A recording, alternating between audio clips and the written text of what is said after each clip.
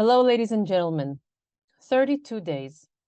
32 days and nights have passed since the Black Saturday of the 7th of October, in which the most vicious and barbaric attack since the Holocaust was declared by Hamas on Israel and its citizens. An attack that has brought to historically unprecedented number of 1,400 murdered men, women, children, and babies, 140 hostages held by Hamas right at this moment, among them a 9-month-old baby.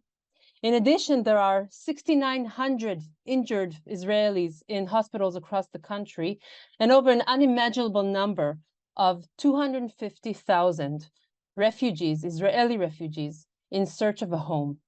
Moreover, there are rockets launched every day towards civilian populations in Israel. The number of launches exceeded already the number of 9,000. In the podcast today, we wish to discuss the Iranian involvement in the Israel-Hamas war. To what extent was Iran part of the planning and executing of the massacre of October 7th? What is its role in the war right now, and what are its interests regarding the day after? My name is Adi Kantor, and with me in the Zoom today is Dr. Raz Zimmt, who is an expert on Iran at the Institute for National Security Studies. He's the author of the book Iran from Within, State and Society in the Islamic Republic, which was published in Hebrew in 2022. Raz Zimmt, thank you very much for joining me in this very important talk. Thank you, my pleasure.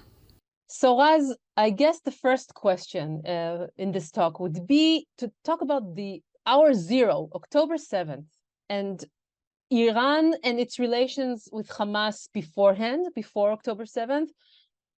How much, to what extent was there an assistance? Because we know that they definitely work together on many fields. How much were they involved in Hamas activity before October 7th? And what has changed or shifted since October 7th? Because we understand that something indeed happened on that Saturday that changed the whole picture. What was the nature of relations, or how would you characterize the relations between Iran and Hamas before October 7th? And how much are they involved There's been some confusion concerning the level of and extent of Iranian involvement in the attack. And I think that some of this confusion stems from the fact that many people don't really understand the characteristics of the Iranian involvement in Hamas and the Iranian support given to Hamas. And you have to remember that Hamas is just part of a larger, what is called the Iran Threat Network or Iran Proxy Network, which consists not only of Hamas, but also Hezbollah and the Houthis and the pro-Iranian militias in Iraq and certainly Hezbollah. And I think there are three main characteristics we should remember about this network. One, it is not an hierarchical and command and control network. It's not that Yahya Sinwar in Gaza or Ismail Haniyeh in Doha are awaiting a phone call from the commander of the Revolutionary Guards or the commander of the Quds Force in the Revolutionary Guards to tell them what to do.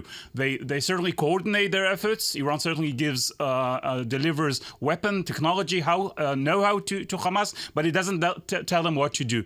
The second issue is that we have to remember that there are certainly overlapping interests between the Hamas and the different members of the so-called axis of resistance. For example, their animosity towards Israel, their hatred toward the United States, their wish to change the status quo in the Middle East, but sometimes they are not identical. So, for example, while Hamas has to think mainly about the interests of Hamas and the Palestinians in Gaza, Iran has to take other issues into consideration.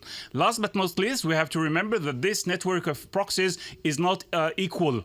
Meaning it's not the level of commitment between, for example, Hezbollah and Iran is much larger than between Hamas and Iran. So Iran is much more committed to Hezbollah. Hezbollah is much more committed to Iran than, for example, Iran to Hamas. So overall, I would say that over the last few years, we've seen deliveries of assistance, Iranian assistance to Hamas. They have never hidden it. By the way, we've seen coordinations taking place either in Beirut or in Damascus between IRGC officials, mainly the Quds Force commander, and officials from Hamas, Hezbollah, the Palestinian Islamic Jihad. And following the war, we've seen the continued efforts by Iran to support Hamas both politically and to coordinate this warfare. So this, what you just explained, I would say, characterized the nature of relations until October 7th. How, as much as we know today, and I'm sure that the information is being collected right as we speak now, how much, you say assistance, Iranian assistance, can you characterize it more? When we're talking about assistance to Hamas, in which ways did Iran assist them on I'm not 7th? sure that on October 7th, Iran did help the Hamas. What I meant is that before October 7th, Iran was very much involved in supporting Hamas by giving training, by giving weapons, by giving technology, which would help Hamas to carry out this attack. Hamas could not have carried out this Hamas without the assistance given by Iran. All the issues of undergrounds built in Gaza probably were assisted by the Iranian technology, by Iranian experience.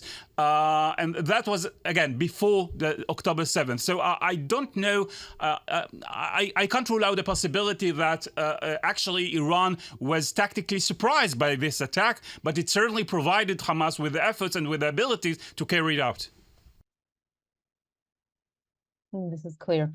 Let's talk a bit about the dilemma in which Iran is at the moment, the Iranian dilemma. There is a regional perspective now, South Lebanon. We're talking about, of course, the proxies. You mentioned the Iranian proxies. What is the Iranian dilemma at the moment? We're not yet discussing the question of the day after. Right now, if whether to be more involved, if yes, in which ways, which proxies to be in relations with. What can you elaborate about this more? What is the question that is laid before them now, and regarding the considerations and the interests? Because we have, I heard you in a different podcast that you said that there's sometimes a gap between ideology on the one hand and interests on the other hand. And I think Iran represents this dissonance sometimes. It doesn't always go. You know, I don't always believe what the Iranian officials are saying, but I do believe when Iranian officials, mainly President Raisi and Khamenei, the supreme leader, and Abdullahian, the foreign minister, have been saying for the last 4 weeks, we want ceasefire. And I really believe they do want ceasefire, because if the war would have ended 2 weeks ago or 3 weeks ago, they could certainly come and say this is another indication for the weakening of Israel, for the strength of the axis of resistance. Israel was after a major defeat, and that was the best way for them to put an end to this war. Today, as they know that the war is not going to end very quickly, they are facing a very huge dilemma, because on the one hand, they have Hamas, and they are certainly might face eventually. Perhaps it doesn't happen. It hasn't happened right by now. But in the next phases of the war, they could certainly expect Israel objectives in the war to materialize, and that could certainly put a risk to the existence of Hamas, not as a movement, not as an idea, but certainly poses a threat to the strategic capabilities of Hamas, to its leadership, to its position as the sovereign in Gaza. So they would certainly want to help Hamas by using the other elements, by the other members of the so-called axis of resistance to help Hamas to do that. On the other hand, they know that in case they evolve Hezbollah, which has always been the major strategic arm to deter Israel and to retaliate to Israel in case of Israeli military attack against the nuclear facilities in Iran. If they do that, they are risking not just Hezbollah, but also Iran in the possibility of a full-scale war, which could risk not just Hamas, but also Hezbollah, especially due to the fact that the Americans are here, and the US has already made it very clear that they are ready to interfere in such a scenario. So I think that while now it might not be severe dilemma because Iran still believes, and perhaps they underestimate Israeli determined to continue the war until Israel achieves its goals. But in case there is a real threat to the stability of Hamas and its position, then I think the dilemma will be very, very strong, because they will have to choose between two options. One is bad and the other might be worse. Okay, very interesting. What is your estimation? The more Israel goes deep into the Gaza Strip, the more the deepening of the attacks are, of course, Iran, as you said, cannot stand from the side and look at this. So how do you see the next weeks, or I'm afraid to even say months, but maybe the next weeks, Iran is interested in a war? Because on the one hand, again, I'm returning now to the ideology, always said that it's in its interests to destroy Israel. But again, declarations on the one hand and reality on the other. Interests. We have, everybody sees the US and its involvement already, also in its unprecedented support and unquestionable support in Israel. Is there an interest in a bigger war right now, or are we talking about a later stage? So I feel that one of the things we learned on October 7th is the fact that ideology matters.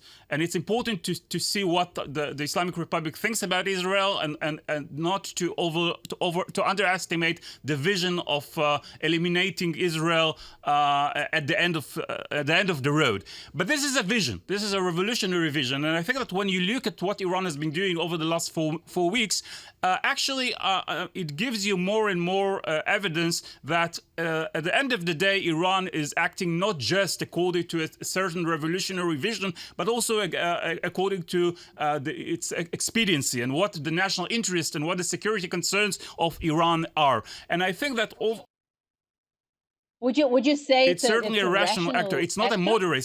Some people think that if you say that the Iranians are pragmatic, if you say that the Iranians are rational, that means that they are moderate. No, they are not moderate. They are very extreme. They are very radical. But they don't make a decision just upon a revolutionary vision. And I think that what we might see is Iran moving forward from one step to another escalatory step.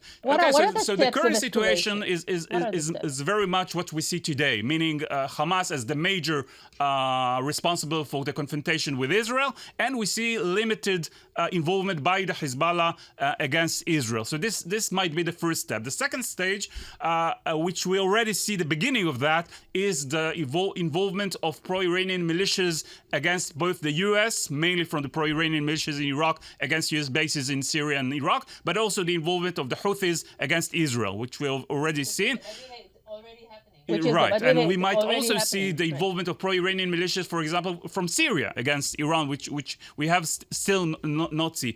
The next major step could be the engagement of Hezbollah in a full-scale war against Israel. As I said before, it won't be an easy decision, because that might bring about not just the loss of Hamas in the south, but also Iran might waste, in a way, the capabilities and the strategic assets of Hezbollah, which were not aimed to help the Palestinians, but to help Iran in its possible future struggle against Israel. The last step might be theoretically direct involvement of Iran in a full-scale war against Israel. I don't think it's going to happen. Iran, with the exception of the 2019 September attack against Saudi Arabia, have never used its own capabilities, meaning missiles or UAV drones, against its enemy. It mostly used its proxies to do that. So I think that the most concerning step would be the engagement of Hezbollah in a full-scale confrontation.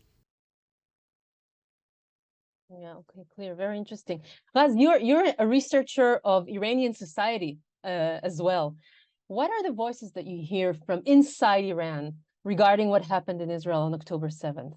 Because I'm not expecting too much resistance, but I'm sure there is some kind of variety, or I'm sure that there are also other voices speaking, maybe in a different voice.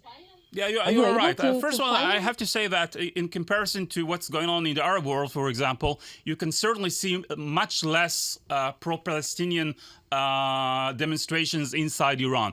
And I think that has to do with the fact that the official position of the Islamic Republic, which is not the same in Egypt or in Jordan or in the UAE, is pro-Palestinian by itself. So when an Iranian citizen wants to express his criticism against his own regime, and we know that there are many Iranians who are not pleased with the Iranian current regime, they used this attitude towards Israel to actually to say we do not share the official position of the Islamic Republic. Having said that, I think there is something a tendency in Israel to see or to show Iran as split between the Iranian regime, which hates us, and the Iranian population, which loves us. This is not it's not like that. You know, there are a lot of people in Iran, including those who are critics of the regime, who can say, yes, we don't accept the official position of the Islamic Republic against the state of Israel. We are ready to recognize the state of Israel. We don't like the Iranian regime, but that doesn't mean that we can't support the struggle of the Palestinian people. That doesn't mean we should not criticize what Israel has been doing in Gaza. Others, of course, support the Iranian regime. Others support Israel. So it's always a matter of remembering that Iran is a country of more than 85 million people. They don't think alike. They don't have one voice, and maybe there's a bit of a comfort there in knowing this. I would like to dedicate the last minutes that we have for this talk, which is a fascinating and important talk, to talk with you about your vision or about Iran's vision on the day after. What is the vision? Let's now talk about the strategic vision, years ahead, not just a month or two. Where does Iran want to take it? So again, the revolutionary vision would be certainly a Middle East without Israel, a Middle East without U.S. presence. But this is a revolutionary vision. I think that the assessment in Iran still is, and they might underestimating what Israel is going to do, that the end game will be perhaps a weakened Hamas, but a Hamas which will not lose most or a lot of its capabilities. And it will be possible for Iran to help Hamas to rehabilitate itself as it did before at the end of previous confrontations between Israel and the Palestinians. Assuming that they are wrong, and assuming that at the end of the day, whether it will take a month or a year from now, Hamas is going to be gone from Gaza Strip, they will have to ask themselves, what are the ways we can still preserve our involvement and our influence, first of all in the Palestinian arena, but also in the Middle East in general. And I think one particular issue which will be relevant is what's going to happen with Hezbollah, because as I said before, with all due respect to Hamas, they can certainly deal with what's going to happen in the Palestinian arena, but Hezbollah is much more important. And if they reach the conclusion that it's not just Hamas, but also Hezbollah, which might be weakened due to the war, for example, if there are going to be some kind of constraints on the way Hezbollah could act in southern Lebanon, this will be something which Iran would take into consideration. Another thing they will have to take into consideration is the balance of power between the so-called resistance axis and its rivals in the region. So, for example, they are very pleased, of course, that normalization between Israel and Saudi Arabia was seized by at this stage. But nobody can promise Iran that it won't be renewed at the day after. And that, of course, is another issue of concern for Iran. But generally speaking, Iran wants to make sure that its vital security interests are preserved. And that means to preserve its influence, its involvement in different parts of the Middle East, different parts of the Arab world. They want to encircle Israel from all its borders, and it will certainly look for any kind of way to do that, even in case Hamas is no longer the ruler of Gaza. Understood. On that particular note, you mentioned Hezbollah and the relations between Iran and Hezbollah. How much would you say, to what extent did Iran stand behind Nasrallah's speech last Friday? Because you say you talk about Hezbollah as if it's an independent entity, but we know very well that it's being totally controlled by what Iran wants to do, or where Iran wants to take it. Yeah, I'm not sure that totally control is the right way to present it. I think that Hezbollah certainly is very much committed to Iran. Nasrallah himself is very much is very much committed. Nasrallah himself considers himself as the representative of the supreme leader of Iran in Lebanon, so he certainly has to take into consideration what the Iranians are telling him to do. But he has to take into consideration other issues as well: the Lebanese public opinion, the Lebanese economy, the U.S. Deterrence power. So at the end of the day, I do think that they were coordinating the main contents of this speech as well. By the way, I saw very many things which were common between what he said on the speech. For example, the fact that he said that Iran was not directly involved or not involved at all in the massacre carried out by Hamas. That was the same thing said by Khamenei 2 weeks before. So I can certainly see that there are some coordinations between Iran and Hezbollah, but I think that the Iranians know themselves that Nasrallah is very much capable of delivering his messages even without taking the phone and asking Khamenei what to say. Yeah, this is clear. And I think that the actions will be the ones that will determine how the reality will look like and not the declarations. Dr. Raz Zimmt, thank you very, very much for enlightening us on Iran's view at these crucial stages between Hamas and Israel in this horrible war. Thank you again, and thank you to our listeners, and see you next time.